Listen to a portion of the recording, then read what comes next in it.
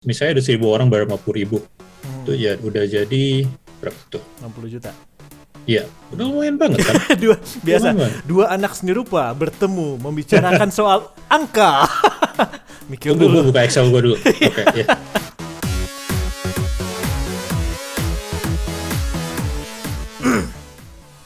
Sorry, kalau tangan gue keluar kayak gini ini karena ada anak-anak gue minta lurus.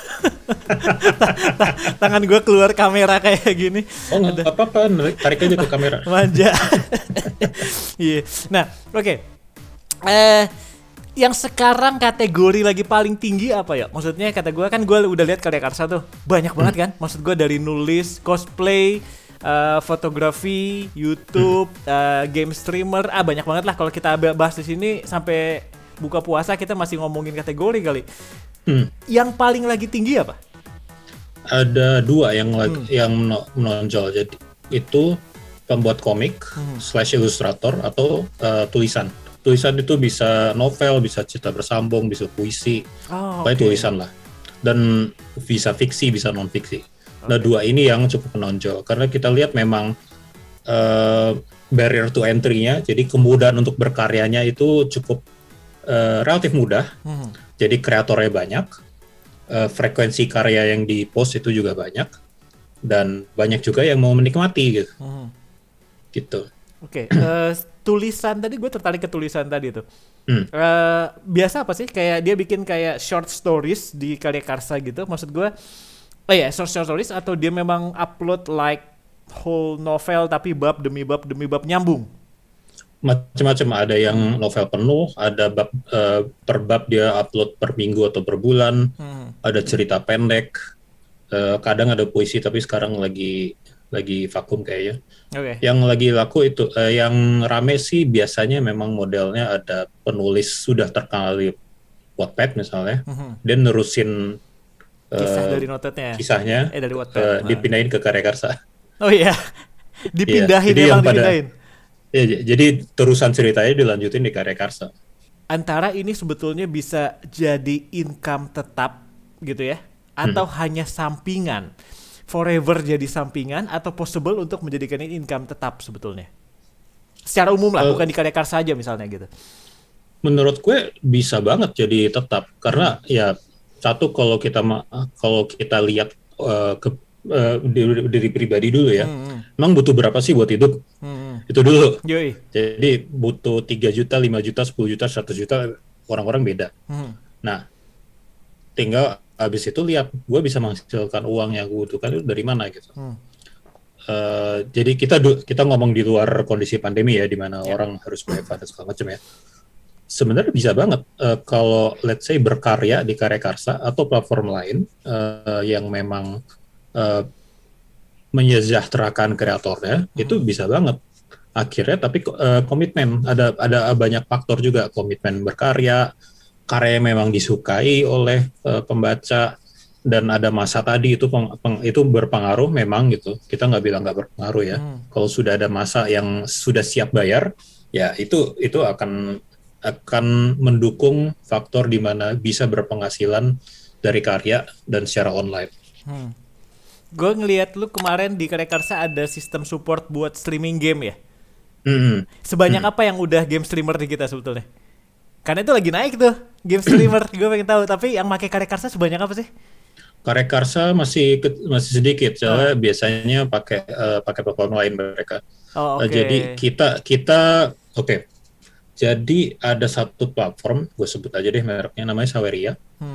Itu teman kita juga. Mereka memang fokus di game streamer ini. Itu yang memang menyediakan fitur-fitur live streamer yang orang bisa kasih donasi, bisa kalau kasih donasi nanti namanya muncul dan segala macam. Itu memang yang dijual itu sebenarnya bukan donasi, tapi orang ingin memberi uang ke game streamernya supaya dia terlibat dalam kegiatan itu. Makanya kemarin ramai subathon segala macam. Jadi tiap kali ada yang bayar sekian sejam, nanti dia streamingnya nambah sejam gitu. Itu ya, people want to be part of something. Dan saat ini kan kita nggak bisa konser, kita nggak bisa ke kafe, kita nggak bisa datang ke acara-acara yang mengundang massa banyak. Nah, akhirnya orang ya cari seperti itu, apalagi dengan kreator yang dia suka gitu. Atau ya sekedar ngerjain kreatornya aja, misalnya, oh dia udah 3 hari nih, oke gue tambahin aja nggak apa-apa gitu. Oh, ngapain tuh orang gitu. Itu. Ya pasti ada faktor seperti itu. Jadi untuk streamer dan nggak harus game ya, bisa aja juga ngobrol gini terus 24 jam, ada juga seperti itu. Gue ngeliat ini kemarin dia, Eno Bening itu udah di kalian kan, dia pakai karya karsa kata gue kan. Dia sekarang sering banget loh streaming. Gue nggak tahu dari dulu atau baru sekarang ya, karena gue baru aware-nya sekarang gitu. Setiap pagi dia mungkin ada streaming either malam atau pagi atau both, dengan topik cuma sekedar temenin gue kerja. kayak gitu ya. Dan gue lihat sometimes memang ininya karya karsa dia nyalain. Itu efisien berarti kalau dia nyalain gitu terus. Kata lu gimana sih? Banyak yang melakukan itu? Banyak. Kalau memang kan nggak semua orang akan senang melakukan kegiatan streaming. Jadi karena gue sendiri nggak cukup narsis untuk itu, kebayang nggak lo? Gue asa malu gitu liatin kamera gue kerja. Dia confidentnya dan pakai karya karsanya membuahkan sepertinya. Iya. Dan kalau kasusnya Eno Bening, dia kan tidak cuma streaming, dia juga jual laporan sosial media kan yang per minggu kalau nggak salah di lewat karya karsa. Jadi bedanya misalnya kita sama Saria ya memang kreator di karya karsa itu fleksibel, dia mau jual karya apa tidak harus live stream aja. Oh, I see. Gitu. Kalau Saria itu khusus live stream. Kita karena kita sama Saria karena hidup di dunia yang sama, jadi ya kita saling update lah juga. Karena pasar Indonesia itu gede banget gitu, ngapain sih kita ikut-ikutan lah berdasarnya. Iya benar. Itu yang bolak-balik gue harus ingetin ke orang, market kita tuh gede banget loh, market kita tuh gede banget. Nah gue jadi pengen nanya tadi yo, so orang bisa mix ya di karya karsa ya? Jadi maksud gue gini, gue daftar sebagai penulis tapi kemudian gue juga ngeluarin I don't know, stream atau apa gitu, kemudian sometimes konten gue komik atau apa, mixing kayak gitu possible? Nggak harus komitmen, penulis mulu gitu. Nggak masalah, kita kan nyediain tempat pada dasarnya. Kategori itu untuk mempermudah orang mencari. Pada dasar itu. Tapi kalau kreatornya itu merasa dia punya aspirasi untuk berkreasi lebih dari kategori yang dia pilih, ya nggak ada masalah. Karena fasilitas yang sama akan tersedia untuk dia. Jadi distribusi file bisa, misalnya jual file buat di-download bisa, atau mau ada photobook atau komik itu bisa, atau tulisan itu bisa, atau cuma sebar-sebar link kelas Zoom itu bisa. Ada kok yang jual kelas Zoom berbayar pakai karya karsa, itu ada juga gitu. Gitu. Jadi kita berusaha se-fleksibel mungkin. Nah, lu sendiri nasihat buat anak-anak muda yang lain tuh apa? Supaya bisa meyakinkan orang tuanya gitu. Tantangan terbesar lo parents tuh. Kalau misalnya langsung ditunjukkan bahwa melakukan kegiatan ini bisa jadi uang, itu menurut gue belum tentu berhasil ke semua orang tua. Karena kan kalau nggak paham prosesnya, ntar nggak percaya hasilnya kan. Jadi harus dilihat hasilnya, ini benefitnya apa sih, misalnya kenapa harus main game, misalnya kita ngomongin gamers, kenapa caranya seperti ini, gimana caranya cari uang, terus misalnya udah masuk profesional secara e-sports, kasih contoh nih yang udah profesional e-sports itu dia bekerja seperti ini, cari uangnya seperti apa. Kalau jagoan ya sama kayak pemain bola atau pemain basket seperti itu, jadi professional league segala macam gitu. Jadi harus diperkenalkan ke dunianya dulu gitu. Karena gue merasa gue melakukan itu ke orang tua gue bahwa desain tuh seperti ini loh gitu, sampai mereka pada tahap dimana kayaknya sih anak gue tahu nih dia ngapain gitu, he knows what he's doing. Padahal enggak. gue mencoba meyakinkan, nggak berhasil, orang tua gue pasrah dan gue yang ya udahlah gitu. Bahkan sampai beberapa tahun lalu di mana gue udah pas gue udah nulis buku udah lumayan hasilnya gitu, ketemu orang di jalan minta tanda tangan buku gue, nyokap gue masih yang apa yang terjadi ini, kenapa orang ini minta tanda tangan anak gue, ada apa emang? Masih kayak gitu juga. Sampai gue muncul di TV baru mulai rada-rada tuh, oh ada hasilnya ya gitu. Tapi proses panjang lah.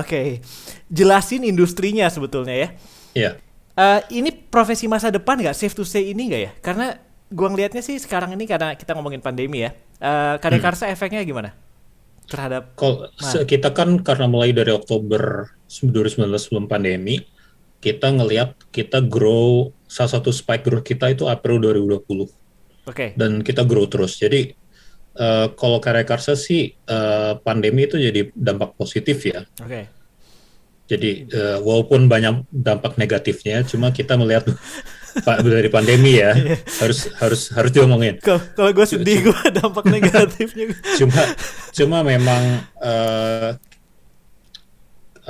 kita melihat mudah-mudahan sih memang adanya karya karsa itu bisa jadi paling enggak penyambung hidup, nambah-nambahin atau memperkuat orang-orang yang mungkin sebelumnya agak susah. Sebelumnya udah agak susah menjadi kreator, cari uang, apalagi pandemi gitu. Misalnya, gue kan paling kenal tuh industri musik. Ya musisi itu cari uangnya dari show. Sekarang gimana? Nggak ada show sama sekali kan? Betul. Jadi ya apalagi yang harus dikerjakan. Ya mudah-mudahan karya karsa itu bisa berkontribusi ke situ. Dari awal menjadi sumber tambahan, siapa tahu jadi utama nantinya kan? Iya, dan enaknya kan karya karsa itu benar-benar tinggal bukan enak nggak enak lah, tapi benar-benar tergantung usaha yang lu curahkan ke situ. You reap what you sow ya, jadinya ya. Iya. Kita sediain platform aja. Ya bayangin dengan dengan misalnya udah niat usaha sesuatu tapi alatnya nggak ada kan nggak ada hasilnya. Nah kita jadi alatnya lah gitu. Tapi sisanya mau nggak mau memang harus dikerjain sendiri. Ya, itu sih pastilah, kurang ajar. Gue pengen duitnya tapi nggak pengen kerjanya. Ada juga loh yang komen-komen gitu. Ada. Banyak loh komen-komen gitu. Ya enak aja loh. Nah terus gue ngeliat satu lagi nih ya. Klien-klien gue, corporate kebanyakan, punya ada transisi atau shifting mindset tentang kantor. Jadi dari dulu itu gue udah punya... gue nawarin mereka training digital awareness, digital kompetensi untuk persiapan kerja dari rumah sebelum kejadian ini ya. Setelah kejadian semua kepaksa gitu. Dan sekarang banyak yang mindsetnya jadi gini. Ternyata kerja dari rumah efisien ya. Nah gitu, jadi dalam artian yang mereka nggak perlu bayar biaya kantor mahal-mahal, biaya AC hilang gitu kan istilahnya kan ya, listrik turun jauh, semua turun jauh, tapi ternyata target masih banyak yang bisa achieve. Dan gue ngelihatnya ke depannya ini bakal jadi gaya kerja baru mungkin bakal banyak yang jadi tetap standby kerja dari rumah. Kata lu gimana situasi ini? Sebagai analogi aja, dulu karya karsa itu nyewa 2 meja di lantai 4 sebuah ruko. Itu di Januari 2020. Terus pandemi terjadi di Maret 2020, kontraknya harus kita perpanjang di Juni. Tentunya kontraknya tidak kita perpanjang. Jadi sekarang, dan waktu itu karya karsa cuma ada 4 orang, sekarang kita ada 10. Sekarang full semua remote dari manapun mereka berada, bahkan ada yang pulang kampung kerja dari Kalimantan atau dari mana. Ya, benar. Karena ya remote semua ya, selama sudah ada platform tadi, udah ada sistem-sistem, sudah ada perjanjian antara anggota tim dan semuanya bahwa kita bekerja seperti ini, koordinasi seperti ini, kita menuju kemana, kita saling kontrol seperti apa, itu ya gak ada masalah harusnya kerja di mana. Banyak banget orang yang pengen berkarya online, tapi dia masih kayak nggak tahu mulai dari mana gitu ya. Maksud gue ini di luar karya karsa ya. Secara umum aja, saran lu gimana untuk orang mulai berkarya online? Kayak dia perlu bikin apa sih? Dia perlu apa yang bisa dia develop? Milih bidang apa, topik apa yang gue bahas, konten apa yang gue cari, bidangnya guanya ngapain, muka gue kurang oke diapain gitu, suara gue nggak bagus diapain, baju gue cukup bagus nggak? Makin lama makin banyak mereka komplain atau curhatnya gitu loh. Mulainya gimana ya? Gue merasa bukan, ini ironis ya karena gue masuk seni rupa, gue merasa bukan orang yang kreatif. Jadi gue bisa jadi desainer tapi bukan jadi desainer yang bagus. Gue bisa bikin karya tapi karya yang nggak pernah bagus. Salah satu alasannya karena gue nggak telaten. Jadi itu satu yang penting. Tapi telaten itu step 2 menurut gue. Step 1 adalah sebuah dorongan. Gue sangat iri dengan orang-orang kreatif yang punya dorongan luar biasa untuk berkarya hanya dengan apa yang mereka punya. Jadi pertanyaan-pertanyaan yang tadi yang lu bilang dari berbagai klien yang nanya segala macam itu, bisa jadi mereka bukan kreator aja gitu. Karena si dorongan ini memang nggak muncul, kalau kita ngomongin berkarya ya, dorongan ini nggak muncul di semua orang memang gue lihat. Gue ngeliat di gue itu ya musiman aja, dan gue lihat belakangan ini suka muncul karena sebenarnya itu stress release aja gitu, bukan dorongan bener-bener gue pengen berkarya gitu.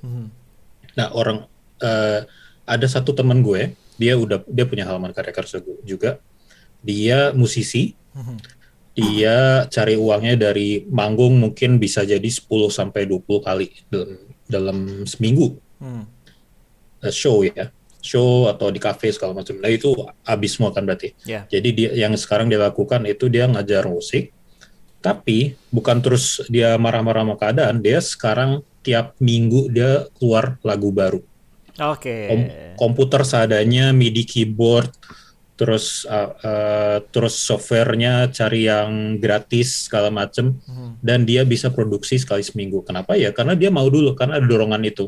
Dorongan ini bisa, motivasinya kan bisa muncul dari mana aja. Bisa passion. Kan nggak semua orang, ya sorry to say, nggak semua orang bisa terdrive oleh passion ya. Gara-gara passion ya makan gitu, lu kalau makan mulu jadi jadi kayak gue. Kegudutan. Ada juga yang kepepet. Kayaknya lu turun deh. Udah turun pindah. Oke. Pindah keluar kamera ya. Oke. Pindah keluar kamera. Dia tahu terus eranya itu. Ada yang kepepet, ya kan? Banyak orang akhirnya bisa berkarya justru karena menderita, karena kepepet, karena apa segala macam. Terus keluarnya jadi karya, bukan keluarnya jadi apa. Terus ada juga yang merasa gue harus melakukan ini demi kesehatan mental gue. Ada yang seperti itu. Nah, menurut gue ini yang situasi ini yang harus ditemukan dulu dan dipupuk dulu sebelum bisa benar-benar oke, gue pengen jadi kreator, karena abis itu lo harus kerja keras kan. Karena berkarya bukan terus lu nulis satu buku terus langsung terkenal, nggak ada cerita lah, itu nggak ada cerita, cuma satu di antara puluhan ribu lah, cuma di film lah. Di film itu. Everybody else pasti kerja keras dulu. Begitu lu nemu suatu dorongan itu, ya abis itu lu harus latihan, lu harus latihan tadi supaya skill lo menyamai dengan dorongan itu tadi. Nah, tapi kalau gitu, kalau nggak bisa nggak apa-apa. Nah, enaknya kalau misalnya kita ya, bisa aja ngakuin it's not for you gitu. Iya, dan nggak masalah. Cuma sekarang gini, yang namanya industri hiburan itu kan memang top heavy, yang terkenal ya memang yang bisa dikonsumsi massa. Dengan adanya layanan seperti Karya Karsa, lo nggak harus terkenal dan dikonsumsi orang se-Indonesia kan. Lo bisa punya 1.000 orang yang beli tiap bulan, itu udah cukup untuk hidup gitu. Misalnya ada 1.000 orang bayar 50.000, itu ya udah jadi berapa tuh? 60 juta. Iya, udah lumayan banget kan. Dua anak seni rupa bertemu membicarakan soal angka. Mikir dulu. Gue buka Excel gue dulu. Oke, ya. Gitu. Iya. Jadi sebenarnya yang dicari ya kalau mau berkarya ya itu dulu, harus punya si dorongan itu, tapi drive-nya, habis itu dorongannya dipupuk dengan ketelatenan tadi, harus berlatih, konsistensi dan training ya, dan skill ya, the training. Habis itu baru mikir, oke, gue cari duitnya gimana, cari duitnya itu step ketiga nanti kok. Karena kalau kita jual barang yang nggak bagus, performa pemasukannya juga nggak akan konsisten. Ya, betul. Gue setuju dalam hal itu. Gue nulis buku so far kan udah berapa ya buku gue? 15.000. Enggak segitunya juga. Start Tiang, Passion, Lakukan Dengan Hati, Ini Cara Gue, Ini Buku Kamu, sama Broken. Udah 6 buku gue kan. Gue baru merasakan yang namanya buku terjual tuh di buku kedua. Buku pertama seinget gue nggak terjual deh. Alangkah kagetnya gue ketika ada yang ngirim message di Instagram gue, untuk say thanks, dia baca buku gue yang pertama dan dia itu mendorong dia untuk bikin bisnis, dan gue yang bukan karena dia berhasil bikin bisnis gitu ya, tapi karena ada yang baca buku pertama gue gitu. Jadi buku ketiga atau keempat baru gue penjualannya bagus gitu loh. Betul gue sepakat banget soal itu. Gue jadi kebayang ini, lu baca Freakonomics nggak dulu, buku lama berapa tahun lalu? Enggak, gue nggak seneng baca non fiksi. Oke. Berarti lu nggak baca buku gue memang ya? Oke. Gak ada. Jadi di Freakonomics itu ada satu teori dia yang dibuktikan dengan data sih cukup bagus, bahwa kalau lu pikir-pikir sebetulnya jualan narkoba gitu ya, yang konon banyak duitnya dan lain-lain, itu sama aja dengan lu kerja di retail industry, kata dia. Uangnya levelnya dan ininya sama gitu tuh, uang berbanding risikonya. Jadi kayak kalau lu masih jualan di jalan tuh yang biasa narkoba di film-film kita lihat gitu kan, itu sama dengan lu kayak satpam di level retail minimart depan gitu dia. Level gajinya sama gitu. Begitu lu naik ke kasir misalnya, itu sama dengan kalau lu yang udah pengelola 3 orang yang di jalanan gitu. Ternyata dia bisa membuktikan loh. Kalau lu bilang narkoba banyak duitnya karena lu lihat bos-bosnya tajir habis, ya itu sama dengan CEO-nya minimart gitu. Jadi lu nggak perlu heran, kata dia. Nah, pertanyaan gue, kurang lebih effort segimana untuk menyamai income dari kantor di Karya Karsa, yuk? Atau at least untuk kerja atau berkarya online kayak gini. Possible nggak untuk kita hitung kayak gitu? Kalau misalnya gue serutin ini berapa pembeli, maka gue selevel dengan menyamai gaji karyawan normal misalnya. Kalau gue mau gaji manajer, berarti gue perlu berkarya segini. Possible dihitung atau mungkin terjadi nggak tuh? Bisa dihitung mundur. Jadi misal let's say kita anggap nyari gaji 5 juta ya di atas UMR lah ya. 5 juta itu bisa didapat dari 500 orang bayar 10.000, ya kan? Per bulan. Jadi lu cuma harus cari 500 orang yang mau beli karya lu seharga 10.000 untuk dapat 5 juta. Dan lu lakukan tiap bulan. Ya kan sama dengan bekerja kan, sama Betul. Aja. Berkarya itu ya kalau mau berkarya dapat duit ya lu harus kerja basically kan. Dan bekerja itu termasuk, apalagi lu jualan karya sendiri, berarti ya lu harus melakukan penjualannya juga bukan perkaryanya aja. Ya UKM kuliner atau kriya segala macam kan yang mereka lakukan itu juga mereka berkreasi juga, mereka juga melakukan penjualan. Harusnya berkarya digital itu nggak ada bedanya gitu.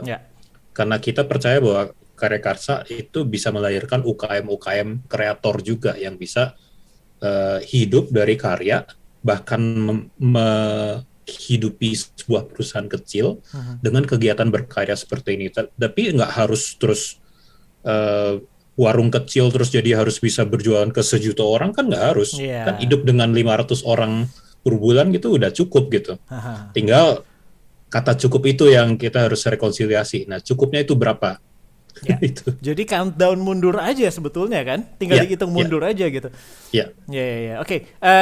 Seru banget. Ada yang lu mau bahas lagi nggak sebagai untuk yang lu pengen obrolin sama teman-teman yang memang pengen berkarya nih yang lagi nonton ini, dan I don't know dengan keraguan mereka mulainya gimana dan lain-lain? Ada pesan dari lu? Mulai aja dulu. Kalau misalnya pusing ngapain di Karya Karsa, ya nggak usah dulu, nggak apa-apa. Tapi yang namanya karya bagus itu lebih mungkin muncul dari latihan daripada bakat. Karena orang yang berbakat malah kadang-kadang nggak latihan terus jadinya hasilnya jelek. Jadi mendingan latihan aja dulu. Lu ngomong itu bukan karena ngelihat video shorts gue kemarin kan, karena gue persis ngomongin itu. Bukan, gue ngalamin sendiri. Gue kan main bass. Terus ego gue mengatakan ke diri gue bahwa gue main bass yang cukup bagus. Hasilnya gue jarang latihan. Nah begitu main manggung ya salah-salah mulu. Gue ngalamin itu pas dulu gue masih ngomik mengenang masa lalu gitu kan. Orang yang dulu gue ajarin, sekarang pas gue lihat karyanya, anjir lebih bagus dari gue. Gue malu gini jadinya. Jadi latihan nomor 1. Thank you ya. Kayaknya udah banyak Sama-sama. Yang kita obrolin. Semoga ini bisa ngedorong teman-teman buat bahwa sebetulnya era ini ya, kita bisa kerjaan atau dapat income dari manapun. Kalau lu mau ngerjain dapetin income lu dari hobi lu, maka berkaryalah sesuai hobi lu, basically gitu kan. Dan practice dan be consistent about it gitu. Dan dengan bantuan platform yang udah ada kayak Karya Karsa, lu udah bisa dapat market sebetulnya kan ya? Paling terakhir yang gue suka bilang ke diri gue adalah lo harus cari sesuatu yang lu pengen lakukan sedikit lebih dari kemalasan lu sendiri. Oh, oke. Nah itu diperkuat, dilatih gitu. Nah, apapun itu ya pasti beda-beda tiap orang. Ada yang berkarya, ada yang ngapain, bebas. Gue yakin semua orang punya potensi kreatif, pasti ada. Tinggal memang berkarya itu membuat dia fulfillment atau enggak. Itu aja sih. Nah, kalau mau niat ya harus latihan gitu kalau mau cari duit. Kalau nggak mau cari duit juga nggak apa-apa kan. Ya, basically kembali ke pilihan sih. Kita nggak maksa lu untuk berkarya sesuai passion kok, nggak ya? Nggak berkarya sesuai kalau lu memang nggak tertarik ya fine, it's okay. Setiap orang punya jalan hidup sendiri, tapi kalau lu mau berkarya dengan apa yang lu suka dan dapat duit, udah ada jalannya sekarang gitu. Basically itu yang kita perlu ingat selalu.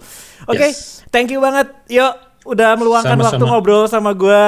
Kapan-kapan kita ngobrol lagi deh, dan gue kepikir untuk mungkin mencoba untuk meletakkan sesuatu di Karya Karsa dalam waktu dekat. Oke.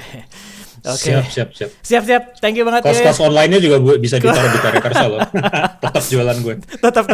Bisa. Buku lama gue bisa gue bedah masukin sana nggak ya? Bisa ya? Banget. Jadi yang udah out of print lu jual PDF-nya. Iya, karena rights-nya udah balik ke gue lagi soalnya. Kalau lama nggak ada ini. Oke, kalau gitu thank you banget yuk. Sampai ketemu semua yang udah nonton. Thank you banget udah nonton, dan jangan lupa tetap berkarya. Gue Dedi Dahlan dan teman gue Aryo Tamat, CEO dari Karya Karsa. Bye-bye.